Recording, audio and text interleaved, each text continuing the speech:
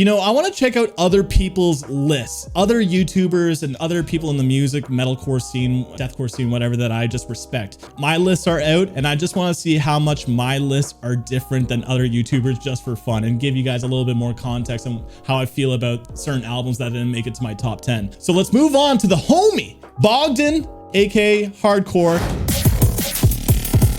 Chelsea Grin, Suffer in Hell. One of the best deathcore albums this year. It is. Yeah, like the thing is, you don't really see too many people talking about Chelsea Grin as their album of the year. And I think my one of my criticisms about it was that it does feel a little bit incomplete. And that's only because we're still getting the second parter to the record, right? Dayseeker's last album was focusing on a journey of loss and dealing with loss and acceptance of it.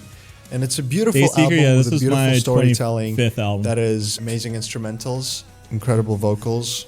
Actually, I disagree. One of the criticisms that I had about the album was that I felt like the instrumentals were just like a little bit like okay. It's really just a vocally driven album, and like Rory is fucking amazing. Holy crap. But I felt like the instrumentals were just like, they were all right. They were okay. Norma Jean, Death Rattle, Sing. 20th? 20th place. Come on, Bogdan. Come on, man. Unfiltered, contagious energy that Norma Jean always brings to the I'm glad table. he's talking about it, Breakdowns and headbangs for days. And that's why I put this album at my number 20. The thing is, it's not an easy listening record. It's weird. It's experimental. But man, I think it's just such a wild experience. I can see it not being for everyone. It's not for everyone. Fit for a King. The hell we create. Fit for a King genuinely surprised me this year with this one. I thought this album was alright. It's a very good album. It's better than Path, that's for sure. Counterparts, a eulogy for those still here. Counterparts are... Hold up. I did not put this in my top 25. A lot of you guys were like, where's Counterparts? Where's Counterparts? I think the album, before I hear Bogdan, I think the album is really solid. I just can't get into Counterparts. They're not a band that sonically I find the appeal to, which I know is like controversial, but I can't help the way that I feel about them. But I do respect the band a ton. I think they're amazing. They're not for me. Spite, Dedication to Flesh. Spite is a heavy one. So I find that to be a weird album. It's not in my top 25, even though I think Spite is so awesome. It's just like Dayseeker, where it has like the bangers, but overall as a full album, I couldn't find myself going back to it. I've Caved In and Dedication to Flesh are fucking bangers. Burying Brightness. Boundaries with an incredible entry this year. I'm glad that people are talking about this band as much as they are, though. All right. Zeal and Ardor with a self-titled. Hey, I think that's a really cool pick. You guys have tried to get me into this band. I think they're really interesting. I just haven't checked out the album yet. Obsidian. Wow. What a comeback I remember story not, this year. Yeah, I remember him not liking it. I originally didn't like this album almost at all. And it's mostly still the case. I think the single is one of the better songs on the album. I feel like the non-singles. Yeah, it was my number 4. I know a lot of people do not like it. It's so divided. I already know his number 1. Autopsy. Oh, what the future holds. Hands down, probably the best deathcore record of the year. My favorite. Has this man listened to Enterprise Earth The Chosen yet? So this is a cool pick. Like Fit for Autopsy, a lot of people are loving this record, and I think that's really cool. The only reason why it didn't make it too high on my list is that it didn't feel too different from the Sea of Tragic Beast, which was also a really sick record. I think I was just like, oh, this is just like more of the sick ass Fit for Autopsy. I didn't find myself going back to the record that much. Maybe if I listened to it a little bit more, it'd rank higher. I think this is just a really sick band. So if people really like this record, I think that's a fucking dope opinion. Cracking the top 10 is Ocean's 8 Alaska with Despair. Oh, right. I remember him telling me that he really liked this record. This has a lot of breakdowns in it, like a lot, and a lot of different variety of those. I wouldn't say it sucked ass. I think it's a really solid effort. It just I felt like it was just messy. Cult Mentality. I've been avoiding this album for a while, and it's a shame that I have because it's so fun. I haven't checked out this record yet. Is this burst of nostalgic energy, and it leaves you with just one nostalgic energy. That's a good I need more. This album and this band are a treasure, so yeah, we saw these guys live together too. I don't think Avoid is like reinventing the wheel, but like what they're doing is just they're charismatic. There's like a certain charm to their music. Their music's a little bit more uplifting than other, like the majority of metalcore bands. And if you see them live too, they're actually such good dudes. Aviana Corporation. Not a lot of people would think of this one when they think, best albums of the year, because again, most of this album was out by the time the release date came around. All of them are incredible. Yeah, the marketing is a little bit questionable. Listen, I'm simping hard for Aviana. I just got a little bit bored by the breakdowns. Weirdly enough, I love a breakdown, but when every song just has that drop, it's a little bit expected. I just got a little bit fatigued by the album. Also, I think the release schedule did hurt me from really loving the record because I already heard half the songs. Voyeurist. This has held up my top spot for albums for a pretty long time, I would say, in the beginning of the year. This album has been very surprising, considering I never was a really big fan of Under Oath. Coming into this album more or less blind was a very, very right approach. I loved every track. The thing about this Under Oath record, they're still pulling in new fans, but as someone who's Define the Great Line stan, that's one of my favorite records of all time, it's really hard for Under Oath to match that peak quality. So this album, Voyeurist, I think it's cool. It's a nice return to form after Erase Me, but being such a fan of their older work, I can't love it as much as other albums. So it's still good, but it doesn't come close to their old records for me. But also, if Bogdan hasn't heard Disambiguation, Lost in the Sound of Separation and stuff, oh man, he's got to check those albums out. Thornhill Heroin. One of the most controversial. You guys know my opinion on this one, so.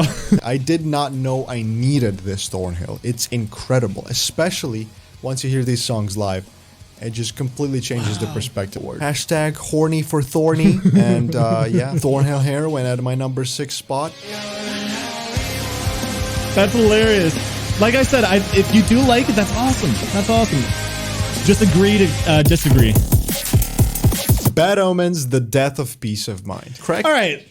Bad Omens, The Death of Peace of Mind seems to be a controversial album amongst deep metalcore community. I think people might think it's overrated or something. It won the Metal Bird Awards for Album of the Year too. I do believe that before I hear Bogdan, I think this is one of the most influential records of the year. I can just picture bands trying to imitate the Bad Omens R&B weekend sound that they're going for.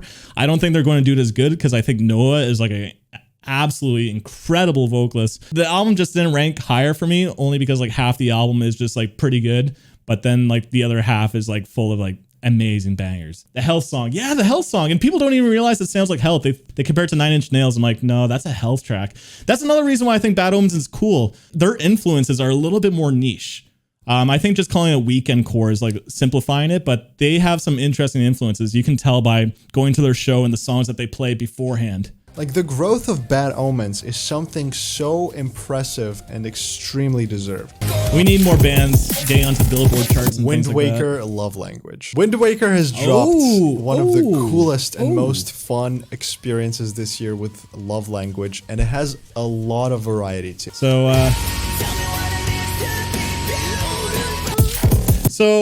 I did not like that album. I recently reviewed it, and you guys know Metal Bro, right? My buddy.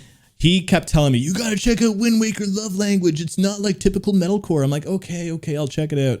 I finally did, and I couldn't get into it. I felt very all over the place, even though people can argue that the all over the place ideas is what makes it special.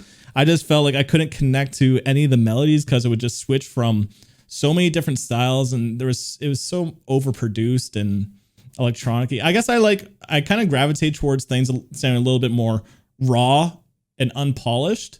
So when it sounds very refined and a lot of samples and effects, it kind of loses me. And I think that's what Wind Waker did. There was a lot of things going into it that just made me lose interest. Savior, Shine, and Fade. Another Australian band, back to back in my top 5. It's Savior. What a record Shine and Fade is. Wow, our lists are so different. I did not have these guys in my top 25. I did check out this album though. Banks Arcade, Future Lovers. Okay, this one's actually crazy. It's not your traditional top 10 metalcore album here. I have no comment on this one. I really did not need to. The vocals check out Banks Arcade. Need to. Yeah, honestly, Rachel, I'm on the same boat with this one. Approach to music writing. I'm intrigued though, especially if it's number 2. I know it's number 1. It's pretty obvious. They are number 1. The Devil Wears Prada, Color Decay. Shocker. Prada is number one. I mean, what did you expect? We saw this band live together, actually. I've said a lot about this album already, so I'll try to keep He didn't even mention Darko. More or less concise and less repetitive, but this album has a massive, massive sense of direction, delivering some of the most polished and emotionally satisfying tracks that Prada has to offer at this point. It's also got a bit more depressive songs. It's also got a couple of heavier songs. Ultimately, it makes a perfect it's very like modern emo, what I call album, a sound which I think is actually trilogy really cool. by Prada. It's really impossible to pick a perfect top where everybody's going to be satisfied by everything, because music is subjective. You may like something completely. That's why when you make these videos, who cares about who's watching? Just make your list, because like, damn, you can't please everyone. That's one of the struggles being a content creator and making these kind of videos, is that people look at your list to get their opinions validated.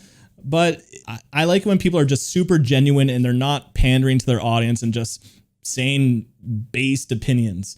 And that's what I thought was cool about this list too, is just Bogdan sharing his love. Nik Nocturnal's best albums of 2022.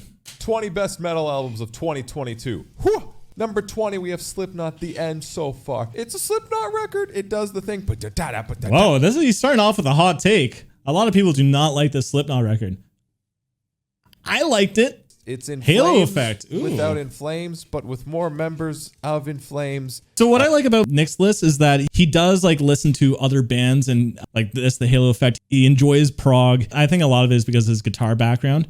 I think this is a really cool pick, the Halo Effect. Lamb of God. Omen. See it? Oh my damn! With those riffs, dude, I did not check this out. With them riffs, none. But the songs that you guys were showing me on Twitch from this album were so sick. You ain't getting that I slept on this record ever. 16, Jason Richardson and Luke Holland. Oh, I forgot about this record too. I Prevail, True Power. They do it. They go heavy when they need to, and they go happy when they need to. This might be a hot take, very actually. Modern, very Motionless in White, scoring The End of the World.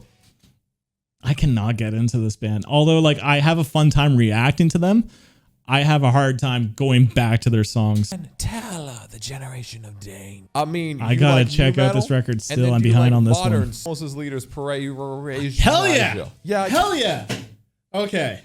This was getting slept on. I put it as my number 7. I think this record is actually really cool. It's an instrumental record. It's technical wankery. But goddamn, it's so cool. It's so cool. Okay, we are getting some people that like it too. Meshuggah Immutable. Oh. I'm gonna just be super straight with y'all. You like Meshuggah? You like this album. It does the Meshuggah. You listen to the Meshuggah. It's Meshuggah doing Meshuggah. Number 7, Haunted. He does make these lists pretty entertaining. Shores, Void, another album that didn't get much attention this year because Haunted it's Shores. Instrumental, but it's the Periphery boys. We got Mark. See, that's what I'm trying to say. Nick has like a cool taste where it's not just metalcore. Although he makes a lot of metalcore content, he dabbles into prog and a little bit other categories, and it's cool. Electric Callboy. Techno. This band brought fun back into metal. 3. The Devil Wears Prada. Color Deep. This album, I would say, is one of the most emotionally captivating albums of the year. Yeah, like I said, I feel like it's a modern take at emo music. That you're just like, I think the reason is I'm a sucker for Devil Wears Prada's heavy stuff, and since the album was lacking it, it's really good. I just love Devil Wears Prada when they write those breakdowns and those really sick riffy moments, and I think the album lacked that a lot, which is fine. I think that's a big reason why I just didn't go to it as much. I just love their heavy shit, man. Lorna Shore, Pain Remains. I mean, I don't think I need to say much on this album. A lot has already been said by many people about this album this year. Then we're going to do some honorable mentions before I do number 1 in Polyphia. Remember that you... Honorable mention? Honorable mention? Damn, I'm shocked. I thought he would rank Polyphia a lot higher. It seems like a lot of people had issues with this record. I think there's a lot of bangers on this album. Will Die, banger, Spirit Box, continuing their reign of winning. Number 1 best metal album of the year. I have no idea. Darko US, Ani. This record has everything I love when it comes to modern metal. You know, this shows how diverse. That's why I didn't rank higher. It didn't feel too different from their last album. Futuristic. It's maker album of the year. If you guys, there were some interesting picks on this list, man. I did not expect some of these. Rachel, get ready. We're checking out your list. Top 10 albums of 2022. talking about music. The year, that is going to be 156 Silence with Narrative. For me, the narrative. I only started checking them out recently through Twitch. Huge moments. Number 9 for me is going to be The Devil Wears Prada. There it is. There it is. Decay. When you go into songs like Salt with that chorus, the chorus breakdowns in Watchtower.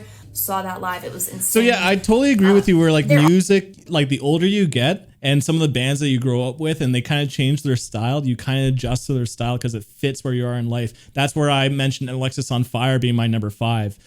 Me being the senior that I am, I just felt like the stoner rock vibe really just matched like the non-metal music that I really want. And yeah, Color Decay.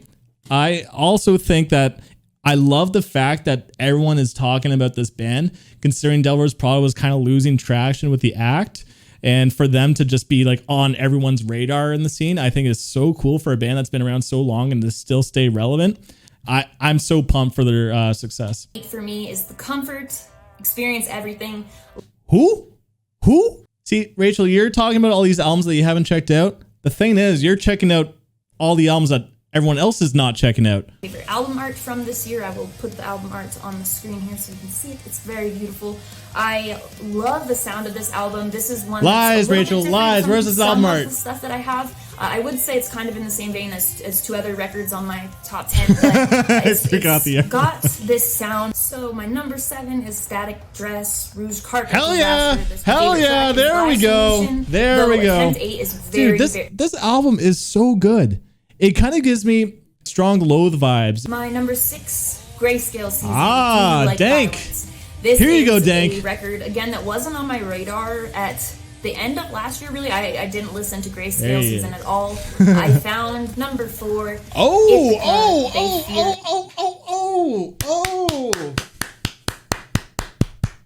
I remember when you did a reaction video for Relica and Ithaca on the same day, and I was just like, that was like the content made specifically for me. It's got this, like, some of the, you know, the classic, like, sound in breakdowns, but it goes in different places for the riffs. Number 5 is a riff. Exactly. That's why I like it too. It's like they keep doing the same stuff that we've heard a bunch in metalcore, but it's where everything is kind of placed that kind of subverts your expectations a little bit. It's honestly just a fun listen. I can't stop listening to this album. Norma Jean was my album of the year for the longest time, actually. Ithaca just slid in there. This year, Gatherers. But recently, I have fallen in love with them. That would be Gatherers and their record Mutilator, which came out. I think this is the most the Boundaries record in my top 10 that has dropped. Wait. And Rachel has not mentioned Boundaries yet. This record this is a cool list, Rachel. At the same time, I really like ass beating breakdowns. Damage is one of my favorite breakdowns. Talking about not even like, was it really meant music to that they just really like without just serving the audience that's watching, right? Track, that is right up there. I think that's why our audience overlaps a lot, Rachel. Side of Vatican, I think. So you have those tough moments, the riffs. We definitely seem a lot more ridiculously insane with taste. The year, which I have not been very discreet about this at all. I don't think it will be super surprising for anyone. Fit for an Autopsy. Oh, What the Future Holds. It has been my album of the year since it came out in January. It has remained my album of the year since it came out in January. It's the album I would give a 10 out of 10. It's the only one on this list. I very rarely give a 10 out of 10. Hey, I'm the same. I'm the same. Perfect in like you what can't I just like. give it's a 10 10s away. For me. Gotta be very selective with the 10. I mentioned openers and closers. This one, openers. The game over. As soon as I heard What the Future Holds in the beginning, and that you don't even need much more than just where he says, "Oh, what the future holds," and then it breaks down. But you get a lot more than that. 3,000 or 4,000 plays on it from this year. I could listen to it again right now. What? Rachel here has listened to Fit for Autopsy, Oh, What the Future Holds 3,319 times. There's only 365 days in a year. So let me do the math. How many times have you listened to this in a day? That means for every single day, you've listened to this album 9 times. 9 times every day. Oh my God. Okay, these are some cool lists. I think out of all the reactors, I think Rachel, like, I align with her list a little bit more, but they all had some variety.